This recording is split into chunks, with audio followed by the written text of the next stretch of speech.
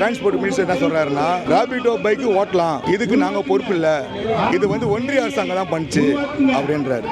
நான் கேட்குற கேள்வி என்னன்னா, தமிழக அரசுக்கு மீறி ஒன்றிய அரசு எதுவும் பண்ண முடியாது. தமிழக அரசில் வந்து நாங்கள் வண்டி ஓட்டோம்னா அவங்களுக்கு தான் வந்து ஜீவோ போடணும். அதுக்கு ஒன்றிய அரசு தான் ஜீவோ வந்து போடுறதுக்கு வாய்ப்பே கிடையாது. ஏன்னா கேரளாவில் கரெக்டாக பண்ணாங்க. கேரளாவில் ஓலா, ஊபர், ராபிடோலாம் எதுவுமே கிடையாது. ஜீவோ போட்டு என்ன பண்ணாங்க, எதுவுமே ஓட்டக்கூடாதுன்னு சொல்லிட்டு ஒரு சட்டத்தை வந்து உருவாக்குனாங்க. அதே பெங்களூர்லேயும் பண்ணிக்கிறாங்க. அப்படி இருக்கும்போது தமிழக அரசு மட்டும் ஏன் பண்ண முடியாதுன்றது தான் எங்களுடைய கேள்வி. ஒரு ஆட்டோவை, புது ஆட்டோ வாங்கி ரோட்டுக்கு கொண்டு வரதுக்கு 3 லட்சம் ரூபாய் ஆகுது. இதோட உண்மையான நிலவரத்தை போக்குவரத்து துறையும் ஆர்டிஓ துறையும் வெளியிடுவாங்களா? ஒரு ஆட்டோ மேலே குறைஞ்சபட்சம் 40,000 ரூபா போகுது. நாங்கள் ஒரே நாளில் 40,000 வாங்குறோம்மா.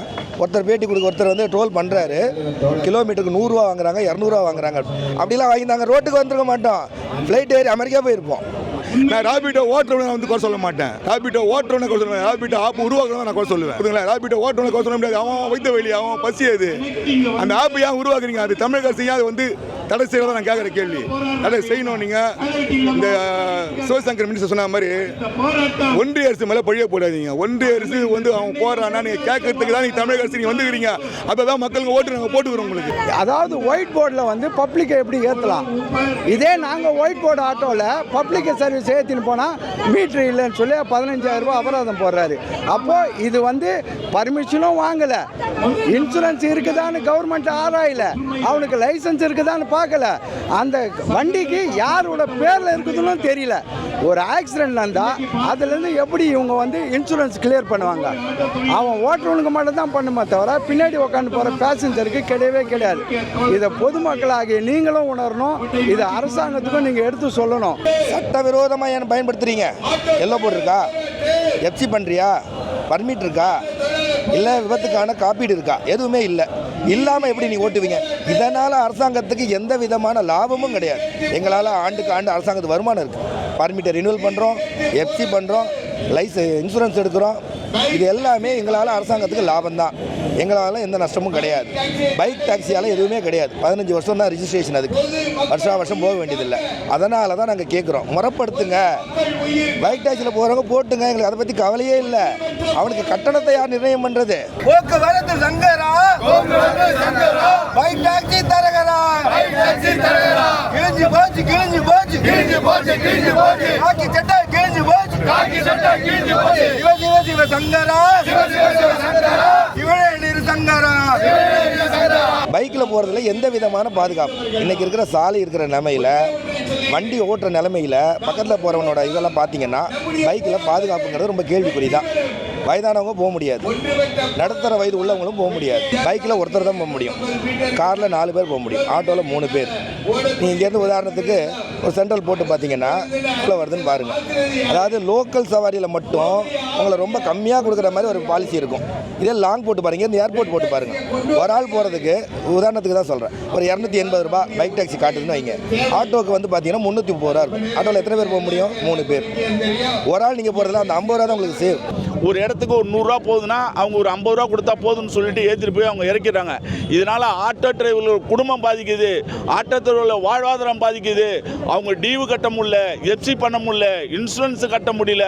அதனால் மிகப்பெரிய பாதிக்குள்ள ஆகுறாங்க. பன்னாட்டு நிறுவனங்களுக்கு அரசாங்கம் துணை போகாமல், போக்குவரத்து துறை துணை போகாமல் இந்த தமிழக அமைச்சர் உரிய நடவடிக்கை எடுத்து இந்த 3ஐயும் தடை செய்ய வேண்டும் என்று CITU ஆட்டோ தொழிலாளர் சங்கம் மத்திய சென்னை மூலமாக கேட்டுக்கொள்கிறோம்.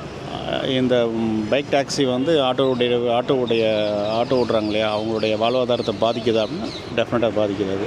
ஏன்னா மற்ற டொமைனில் ஒர்க் பண்ணுறவங்க பார்ட் டைமாக இதை வந்து யூஸ் பண்ணிக்கிறாங்க. பட் டாக்ஸியவே அவங்க முழு தொழிலாக இருக்கவங்களுக்கு இது பெரிய பின்னடைவு தான்.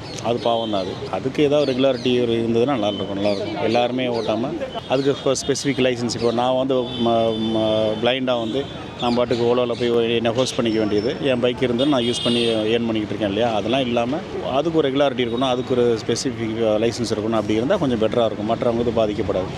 வேறு வேலைக்கு போயிட்டோம், அதான் உதாரணம் ஐடியில் வேலை செய்கிற ஒரு நண்பர் 80,000 ரூபா சம்பளம் வாங்குவார், இல்லை ஒரு 50,000 ரூபா வாங்குறாருன்னு வைங்க.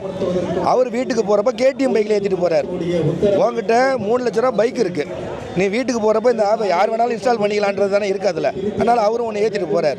நீ அடுத்தவன் ஜோத்தையும் பிடிக்கும் உன் வயிற்றில் போட்டுக்கிற. இது எதுக்கு உனக்கு நல்ல விதமாக ஒரு 50,000 ரூபாய் வருமானத்துக்கூடிய ஒரு தொழில் இருக்கு. ஏன் மற்ற தொழிலாளியோட வருமானத்தை கொடுக்குற? அதில் உனக்கு என்ன கிடைக்க போகுது?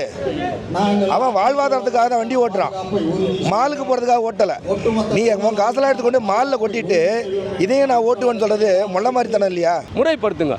எங்களுக்கு எப்படி வண்டி மஞ்சா அடிச்சிருக்கா அதே மாதிரி அவங்க பைக்கை வந்து மஞ்சள் அடி, ஓகேவா? மஞ்சள் அடிங்க. நாங்கள் எப்படி காக்கி ஷர்ட்டு காக்கி பேண்ட்டு போடுறோமோ அவங்களுக்கும் ஒரு யூனிஃபார்மை கொடுங்க, ஓகேவா? அவங்களுக்கும் ஒரு யூனிஃபார்மை கொடுங்க.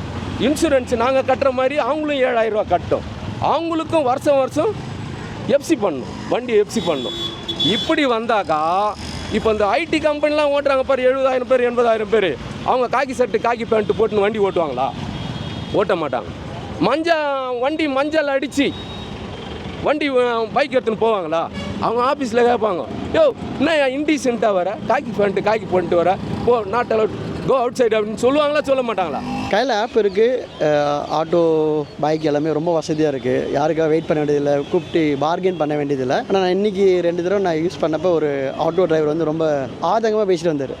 நான் எக்ஸ்ட்ராவே கேட்காமே ஒரு 20 ரூபா சேர்த்து கொடுத்துட்டேன். அவர் என்ன சொல்கிறாருன்னா 2014 தான் வந்து பெட்ரோல் ப்ரைஸ் ரொம்ப கம்மியாக இருந்துச்சு. அப்போ ஃபிக்ஸ் பண்ண ப்ரைஸ் ஒரு கிலோமீட்டருக்கு 12 ரூபாயோ 14 ரூபா சொன்னார். இன்றைக்கி 2024 பெட்ரோல் விலை 100 ரூபா இருக்குது. நாங்கள் எவ்வளோ தூரம் மனு கொடுத்துட்டோம், இந்த கவர்மெண்ட்டும் கண்டுக்கல. இதுக்கு முன்னாடி இருந்தவங்களும் ஜெயலலிதா அம்மா இருந்தப்போ ஃபிக்ஸ் பண்ண ப்ரைஸு, ஆனால் இன்னும் யாருமே ஏற்றலை. ஸோ ரொம்ப கஷ்டமாக இருக்குது அப்படின்னு மட்டும் அவரோட பாயிண்ட் ஆஃப் வியூவில் சொன்னார். ஒரு கஸ்டமரோட பாயிண்ட் ஆஃப் வியூவில் of course I am happy, I book and go anywhere. ஆனால் ஒரு ஆட்டோ டிரைவர் அவங்களோட பாயிண்ட் ஆஃப் வியூவில் பார்த்தா I think there should be something government needs to do to modernise everybody. 13 வருஷமாக வந்து மீட்டு கட்டணம் உயரவே இல்லை, ஓகேங்களா? இவங்க வந்து ஆட்டோக்காரங்க ஜாஸ்தியாக கேட்குறாங்கன்னு சொல்கிறாங்க.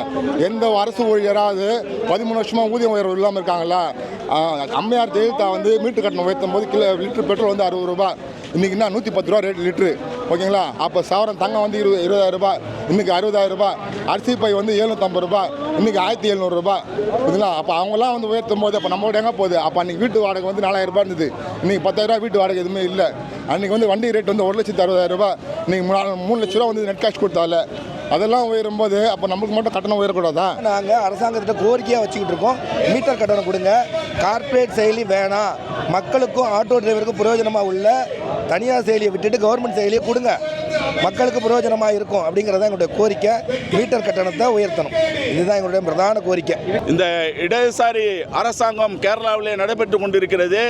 அந்த அரசாங்கம் அங்கே இருக்கக்கூடிய ஆட்டோ தொழிலாளருக்கு அரசாங்கமே ஒரு ஆப்பையே துவங்கி நல்ல முறையிலே செயல்பட்டு கொண்டிருக்கிறது. அதேமாரி தமிழ்நாடு அரசாங்கமும் ஒரு ஆப்பையே தொடங்கி எங்களுக்கு வந்து நல்ல முறையிலே வாழ்வாதாரத்தை உறுதிப்படுத்த வேண்டும் என்று அரசாங்கத்தை தாழ்மையுடன் கேட்டுக்கொள்கிறோம். கவர்மெண்ட் ஆப் நடத்தலாம், பெஸ்ட் வந்து திரும்பவும் கவர்மெண்ட் மீட்டர் ஆன் பண்ணி விடலாம். ஸோ நீங்கள் ஓலா ஊபர்லாம் பண்ண வேணாம், மீட்டர் அதே வேலை தான் ரன் ஆகும்னா அட்லீஸ்ட் அவங்க 100% அவங்களுக்கு கிடைக்கும். 80 ரூபா கிடைக்கிற பக்கம் அவங்க 100 ரூபா கிடைக்கும்ல. இல்லைன்னா 100 ரூபா அவங்க சார்ஜ் பண்ணுவோம், ஆனால் 20 ரூபா ஓலாக்கு போகுது. ஸோ ஓலா ஊபர் எல்லாமே ஃபாரின் கம்பெனிஸ் தான், யாருமே லோக்கல் கம்பெனிலாம் கிடையாது. அதுக்கு கவர்மெண்ட் மீட்டரை எனேபிள் பண்ணி விட்டுறலாம். அது வந்து என்னோடய பாயிண்ட் ஆஃப் வியூ. ஓகே.